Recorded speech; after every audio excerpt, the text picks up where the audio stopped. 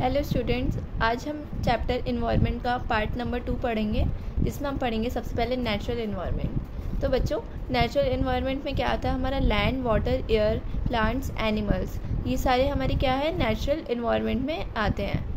अब यहाँ पे बच्चों कुछ बताया हुआ हमें कि हमने सुना ही होगा, जैसे टर्म्स होती हैं लिथोस्फीयर, हाइड्रोस्फीयर, एटमॉस्फेयर, बायोस्फीयर। हमने पीछे भी पढ़ा था। इस डायग्राम में देख लेते हैं हम एक बार कि जो वाटर वाला पार्ट होता है, वाटर को हम हाइड्रोस्फीयर कहते हैं, एयर वाले को एटमॉस्फेयर, लैंड वाले को लिथोस्फीयर एंड लिविंग थिंग्स वाले को बायोस्फीयर, जिसमें ऑल सारी चीज़ें कंबाइन होती हैं। तो हम यहाँ पे सबसे पहले लिथोस्फीयर के बारे में पढ़ेंगे। लिथोस्फीयर लैंड वाला इज़ अ सॉलिड क्रस्ट और hard top layer of the earth. Earth की जो ऊपर की क्रस्ट होती है, हार्ड लेयर होती है लिथोस्फीयर, बिकॉज ये लैंड वाला पार्ट है। It is made up of rocks and mineral. Rocks and mineral से बनी हुई होती है, जो कवर्ड होती है थिन लेयर ऑफ सॉइल से। इरेगुलर मीन्स बिल्कुल सीधी प्लेन नहीं होती है। हमें भी पता है लैंड ऊंचा नीचा होता है। Various landforms such as mountains, plateaus, plains, valleys, ये सारी हमारी लैंडफॉर्म्स हैं। मीन्स डिफरेंट टाइप का लैंड होता है। कहीं पे माउंटेन होते हैं, कहीं पे प्लेट्यूज होते हैं, कहीं पे प्लेन्स एंड कहीं पे वैलीज फॉर्म होती हैं। Landforms are found over the continents and also the ocean floors. Landform हमें हर जगह देखने को मिलती है, कंटिनेंट्स में या फिर ओशंस में भी।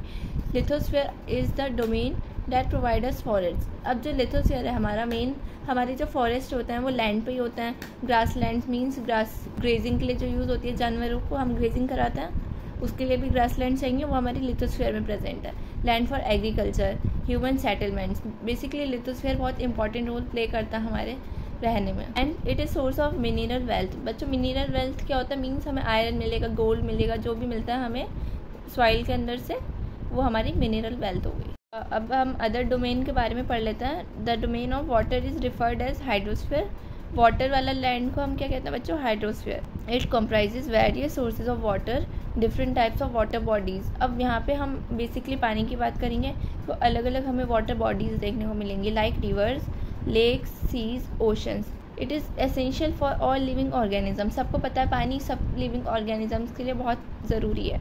The atmosphere is the thin layer of the air. Atmosphere हमारी एयर की लेयर होती है दैट सराउंड्स द अर्थ, अर्थ के चारों तरफ होती है। The gravitational force of the earth holds the atmosphere around it. जो ग्रेविटेशनल फोर्स है हमारे पास, उसने अर्थ के अराउंड एयर की लेयर को पकड़ के रखा हुआ है।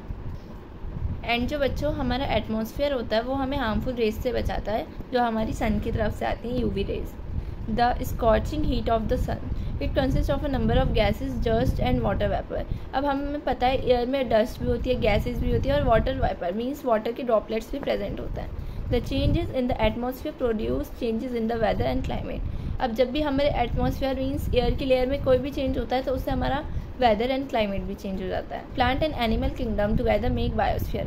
प्लांट एंड एनिमल दोनों को मिला के हमारा क्या बनता है? बायोस्फीयर और living world. It is a narrow zone of the earth. Narrow zone इसलिए कहा गया है कि और चीज़ों के मुकाबले बड़े बड़े लिथोस्फीयर है, हाइड्रोस्फीयर है, उनके मुकाबले बायोस्फीयर बहुत कम है, इसलिए हम इसे नैरो जोन कहते हैं। Where land, water, air interact with each other and to support life. जहाँ पे वाटर, लैंड एंड एयर एक दूसरे से इंटरेक्ट करते हैं और जहाँ पे लाइफ सपोर्ट होती है, मीन्स यहाँ पे लोग रहते हैं। बच्चों, यहाँ पे एक येलो बॉक्स में इकोसिस्टम की डेफिनेशन दी हुई है। It is the system formed by all the interactions of living organism with each other.